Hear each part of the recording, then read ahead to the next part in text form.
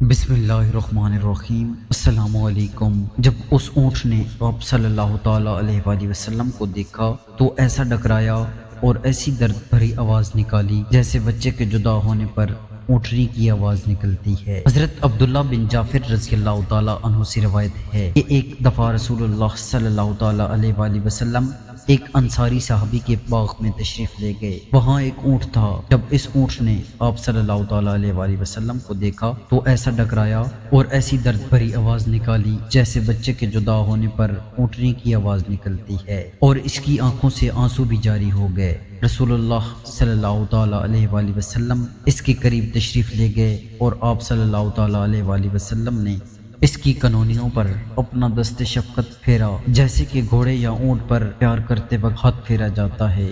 وہ اونٹ خاموش ہو گیا۔ پھر آپ نے دریافت فرمایا، یہ اونٹ کس کا ہے؟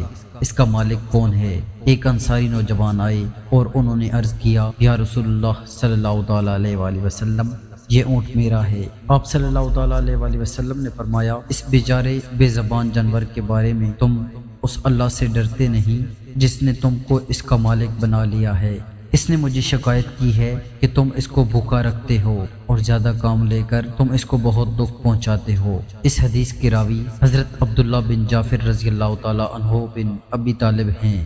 حضرت جعفر رضی اللہ تعالیٰ عنہ حبشہ کی طرف ہجرت کرنے والوں میں شامل تھے۔ حبشہ میں جب نجاشی نے مسلمانوں کے ساتھ مذاکرات کیے تو حضرت جعفر رضی اللہ تعالیٰ عنہ نے ہی اسے سورہ مریم کی آیات سنا کر مطمئن کیا۔ حضرت جعفر رضی اللہ تعالیٰ عنہ غزوہ موطا میں شریک ہوئے اور لشکر اسلام کے علم بردار مقرر ہوئے۔ جنگ کے دوران ان کے دونوں بازو کٹ گئے اور وہ شہید ہو گئے۔ رسول اللہ صلی اللہ تعالیٰ علیہ وآلہ وسلم نے خواب میں دیکھا کہ اللہ تعالیٰ نے ان کے بازوؤں کے بدلے میں جنت میں انہیں 2 پر عطا فرما دیے ہیں اور وہ جنت میں اڑتے پھرتے ہیں، چنانچہ انہیں جعفر طیارہ اور ذوالجناحین بھی کہا جاتا ہے۔ اس حدیث کے راوی حضرت عبداللہ رضی اللہ تعالیٰ عنہ انہی کے بیٹے ہیں۔ والدہ کی طرف سے حضرت عبداللہ محمد بن ابی بکر کے بھائی تھے۔ حضرت عبداللہ رضی اللہ تعالیٰ عنہ بڑے فیاض تھے اور ان کا اعزازی لقب بحر الجود، سخاوت کا دریا تھا۔ اس حدیث میں مذکور ہے کہ رسول اللہ صلی اللہ تعالیٰ علیہ وآلہ وسلم ایک انصاری کے باغ میں تشریف لے گئے تو وہاں ایک اونٹ تھا جس نے آپ صلی اللہ تعالیٰ علیہ وآلہ وسلم کو دیکھ کر دردناک آواز نکالی اور اس کی آنکھوں سے آنسو بہہ نکلے، گویا اس نے رسول اللہ صلی اللہ تعالیٰ علیہ وآلہ وسلم کو اپنی تکلیف سے آگاہ کرنا چاہا۔ رحمت للعالمین صلی اللہ تعالیٰ علیہ وآلہ وسلم اس اونٹ کے پاس گئے، اس کی کن پٹیوں پر پیار سے ہاتھ پھیرا اور پھر دریافت فرمایا کہ اس اونٹ کا مالک کون ہے۔ جب اس کا مالک آپ صلی اللہ تعالیٰ علیہ وآلہ وسلم کے پاس آیا تو آپ صلی اللہ تعالیٰ علیہ وآلہ وسلم نے اسے فرمایا کہ تم اس بے زبان جانور کے بارے میں اللہ سے نہیں ڈرتے؟ اس نے مجھ سے شکایت کی ہے کہ تم اسے بھوکا رکھتے ہو اور کام بھی اس کی طاقت سے زیادہ لیتے ہو۔ رسول اللہ صلی اللہ تعالیٰ علیہ وآلہ وسلم دین کامل لے کر آئے تھے جس میں حقوق و فرائض کی پوری وضاحت موجود ہے۔ اسلام کی تعلیم یہ ہے کہ کسی بھی ذی روح کو تکلیف نہ پہنچاؤ، بلکہ اگر کسی کو تکلیف میں دیکھو تو اس کی تکلیف دور کرنے کی کوشش کرو، خواہ وہ انسان ہو یا حیوان۔ رسول اللہ صلی اللہ تعالیٰ علیہ وآلہ وسلم نے فرمایا، ساری مخلوق اللہ تعالیٰ کا کنبہ ہے، پس مخلوق میں سے اللہ کا محبوب ترین بندہ وہ ہے جو اس کے کنبے کے ساتھ اچھا سلوک کرے۔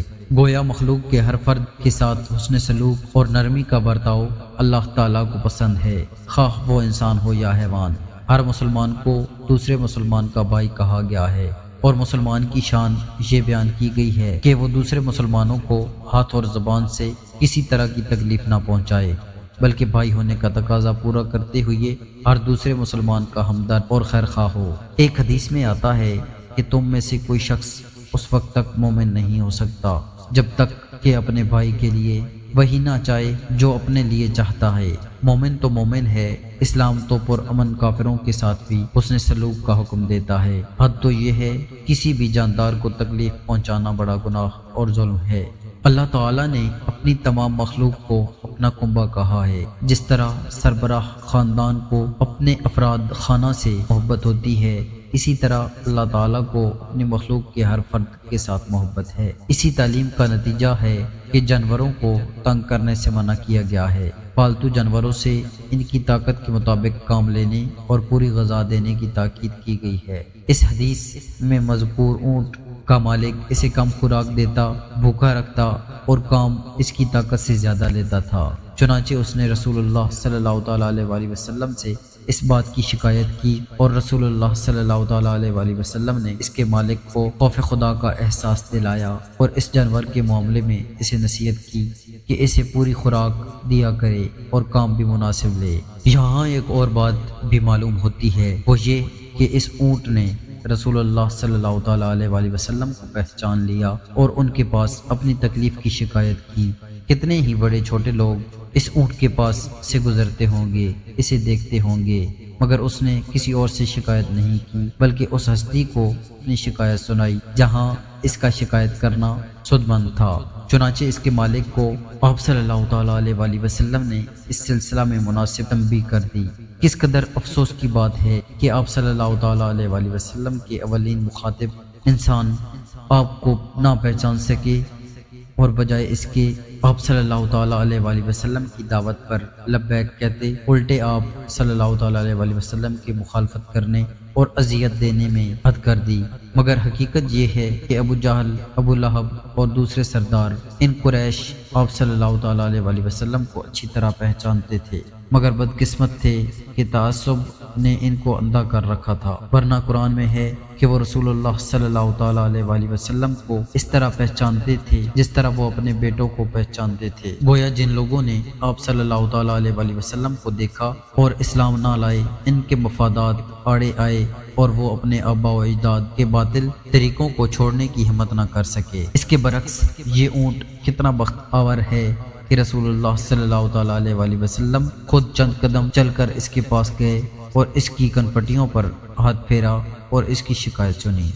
جانوروں کے ساتھ رحم دلی کا سلوک کرنے کی رسول اللہ صلی اللہ تعالیٰ علیہ وسلم نے بہت تاکید فرمائی ہے۔ اس سلسلہ میں کتب حدیث میں کئی واقعات ملتے ہیں۔ مثلا حضرت عبداللہ بن مسعود رضی اللہ تعالیٰ عنہ کے صاحبزادے عبد الرحمن اپنے والد ماجد سے روایت کرتے ہیں، ایک سفر میں ہم رسول اللہ صلی اللہ تعالیٰ علیہ وسلم کے ساتھ تھے۔ آپ صلی اللہ تعالیٰ علیہ وسلم قضائے حاجت کے لیے تشریف لے گئے۔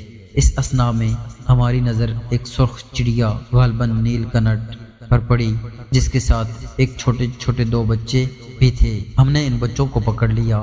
وہ چڑیا آئی اور ہمارے سروں پر منڈلانے لگی۔ اتنے میں رسول اللہ صلی اللہ تعالیٰ علیہ وسلم تشریف لے آئے۔ آپ صلی اللہ تعالیٰ علیہ وسلم نے فرمایا، کس نے اس کے بچے پکڑ لیے ہیں اور انہیں ستایا ہے؟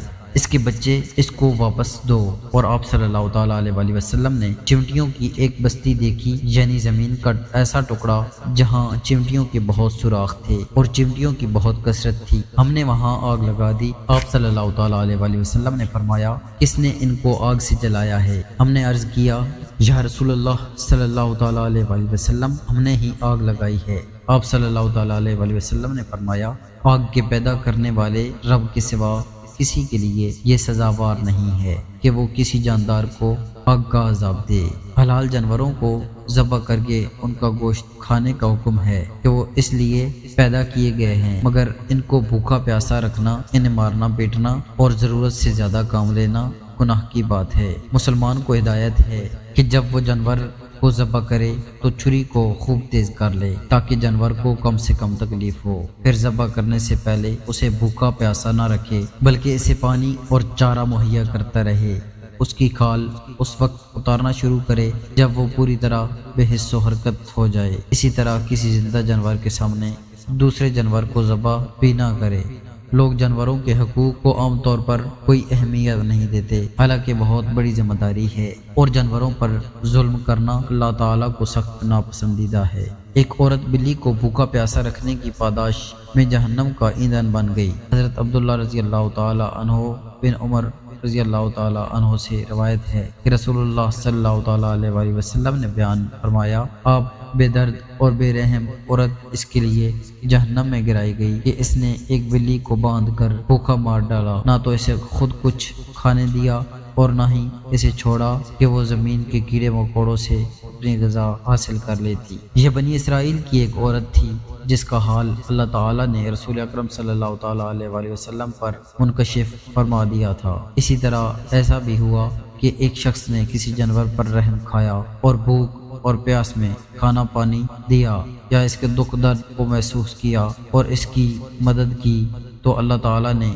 خود چند قدم چل کر اس کے پاس گئے اور اس کی کنپٹیوں پر ہاتھ پھیرا اور اس کی شکایت سنی۔ جانوروں کے ساتھ رحم دلی کا سلوک کرنے کی رسول اللہ صلی اللہ تعالیٰ علیہ وآلہ وسلم نے بہت تاکید فرمائی ہے۔ اس سلسلہ میں کتب حدیث میں کئی واقعات ملتے ہیں۔ مثلا حضرت عبداللہ بن مسعود رضی اللہ تعالیٰ عنہ کے صاحبزادے عبد الرحمن اپنے والد ماجد سے روایت کرتے ہیں، ایک سفر میں ہم رسول اللہ صلی اللہ تعالیٰ علیہ وآلہ وسلم کے ساتھ تھے۔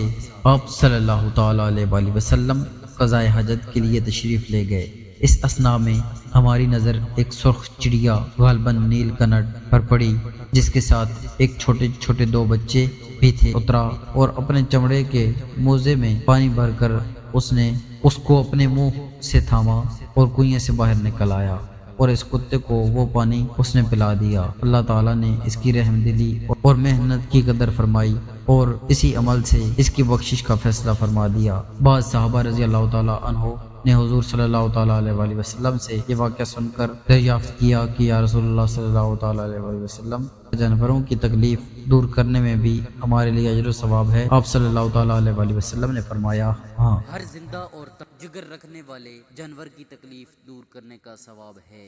یہ جذبہ ترحم اللہ تعالیٰ کو بہت پسند ہے۔ اللہ تعالیٰ خود ارحم الراحمین ہے اور اسے رحم دل لوگ پسند ہیں۔ رسول اللہ صلی اللہ تعالیٰ علیہ وآلہ وسلم فرماتے ہیں، رحم کرنے والوں اور ترس کھانے والوں پر بڑی رحمت کرنے والا اللہ تعالیٰ رحم کرے گا۔ زمین پر بسنے والی اللہ کی مخلوق پر تم رحم کرو تو آسمان والا تم پر رحم کرے گا۔